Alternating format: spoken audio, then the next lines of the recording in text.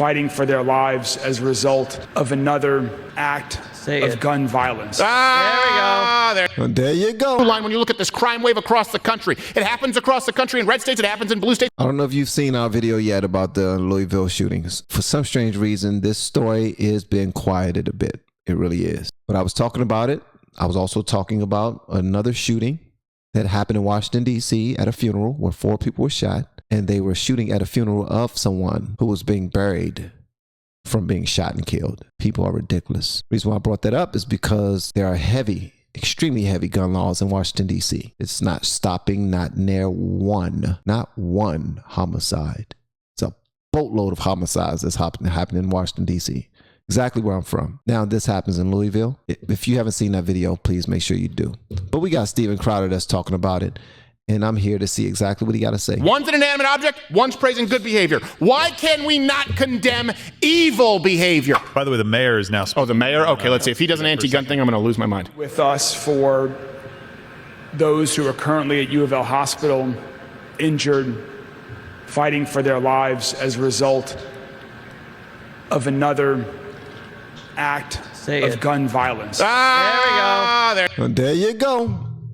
Another act of gun violence. Not the person, but gun.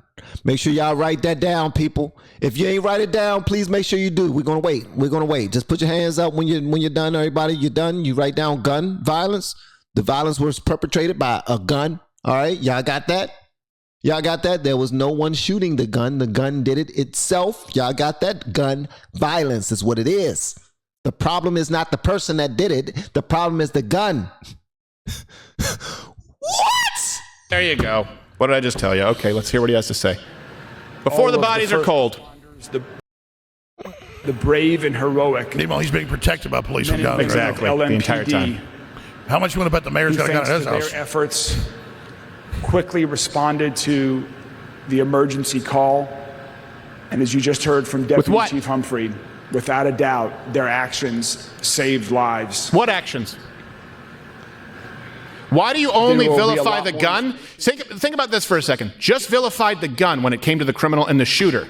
Well, Steven, you clearly heard him, bro. It was not the shooter's fault. It was the gun's fault. Gun violence. He didn't say the man's name. He didn't say him's name. He said gun violence, sir. Get it right. But praise the actions, the behavior of the police. Why is one about an inanimate object and not the behavior, not the evil, not the actions of the shooter, but it's about the heroic actions of the cops? Let me give you an apples-to-apples comparison.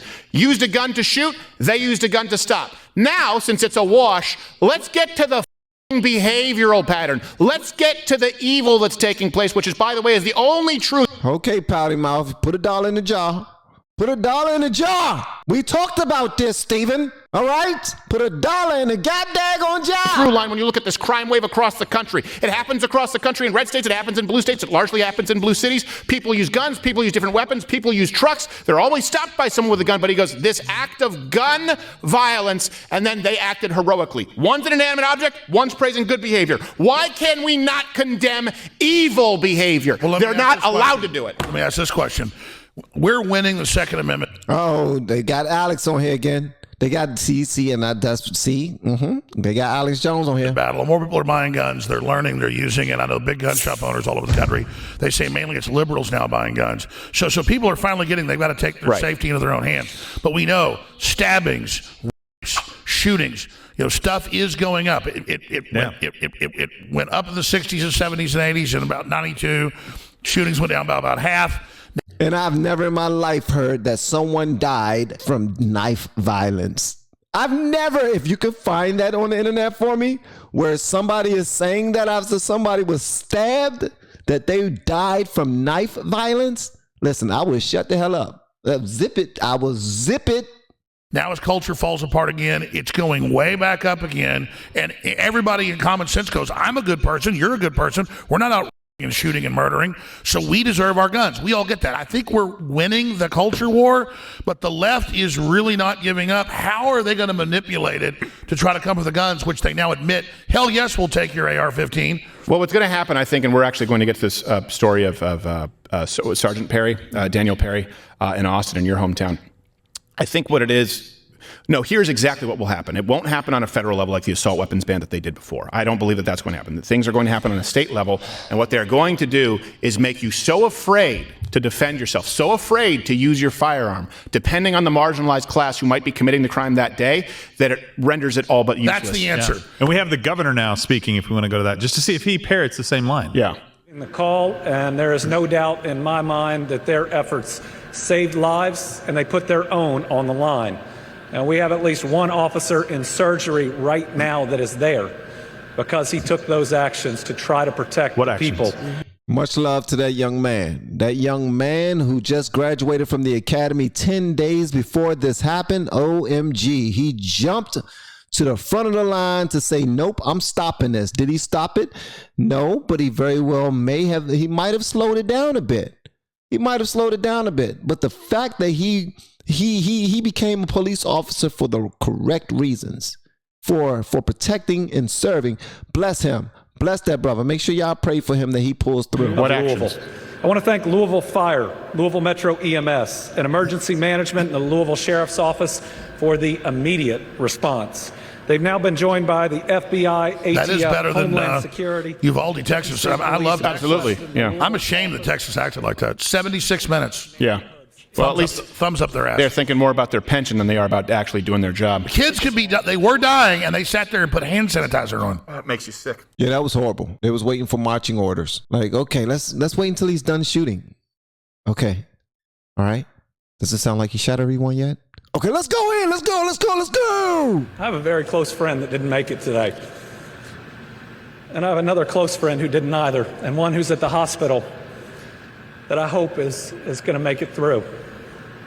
So when we talk about praying, I hope people will.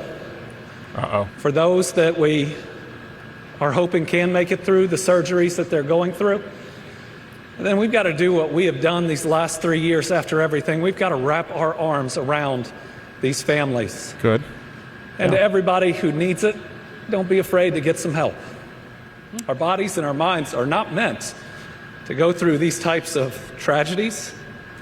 And so I hope that all the brave officers that stepped into the line of fire, that are worried about one of their fellow officers, will reach out for help when they need it. I hope every one of those bank employees and folks in that building, one that I know well, and my AG campaign was out of that building. I know virtually everyone in it. That's my bank. I hope that they will all reach out and get the help that they need. There are a lot of people that are hurting today.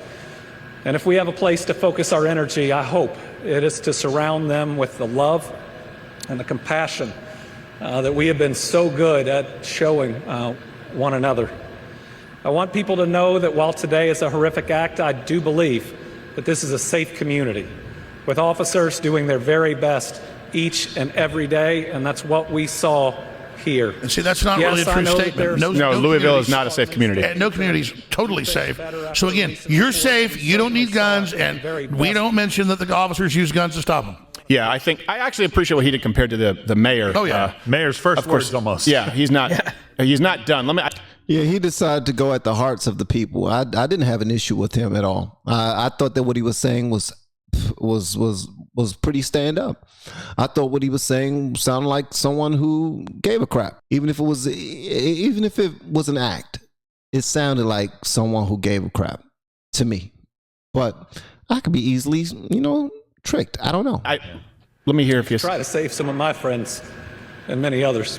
Thank y'all. Okay, good. Yeah. I think that was generally, but no, we were just in Louisville. We were talking about it, and it was absolutely horrible. I mean, they could give Detroit a run for its money because it's like to take Detroit and add bourbon. Well, we were in Austin. A lot of it looks like Detroit. Yeah, it's a totally different city. Why do you live in Austin? Well, I've been there since high school. My mom's from there. My family's been there since the 1820s. But yes, I have to get out of Austin. It is ruined now. You absolutely have to get out of Austin. Hootie is signaling to me. Is there something that just happened breaking? Louisville is actually a complete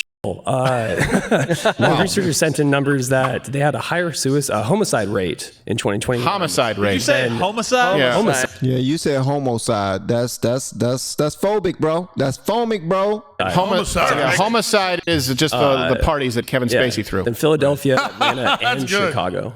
Sorry, I didn't mean to interrupt. Well, no, it's okay. Was it more than Philadelphia, Atlanta, and Chicago? Yeah, I watched someone, I'm pretty sure, die in Louisville that So does day. that make Louisville like the capital of murder? Well, it's again, none of these places are very accurate with how they measure crime. For example, you look at Detroit where the murder rate was going, and then all of a sudden it dropped. It's just because they stopped counting some of them. Well, remember last year the FBI put out the numbers that crime had actually dropped by 0.2%, and then it turned out 100+ cities, they just didn't count any of the crime there in the numbers. Right, yeah. Louisville was terrible. We were just talking about this. I went to Walgreens. They had socks behind glass. Yeah. They had socks behind glass like you were shopping at Zales. Why were you in? I was doing just a stand-up show in Louisville, and it was a lot of fun. The crowds there were great. Great people in Kentucky. Yeah, great people in Kentucky. And of course, when I... That's not nice.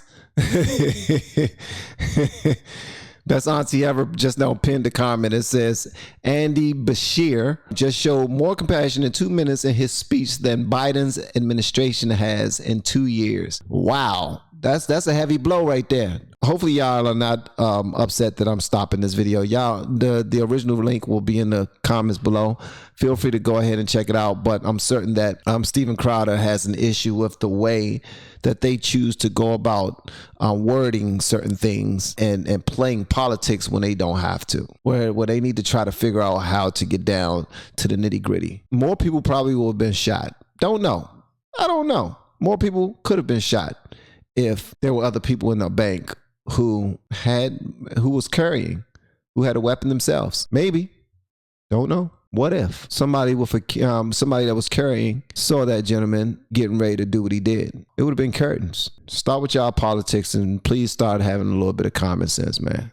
Because clearly, if Louisville is considered the murder capital now, which I did not know it was that bad in Louisville, which is nuts. Like, let's look at this one more time. 23 per 100,000. That's crazy. The numbers provided show the following homicide rates in 2021. So it's usually the people who are going through it that believe that it's because of guns. No, it's because y'all are not enforcing the rules that are already there. That's it. And as soon as you put on your big boy draws, you might see some good things come from it.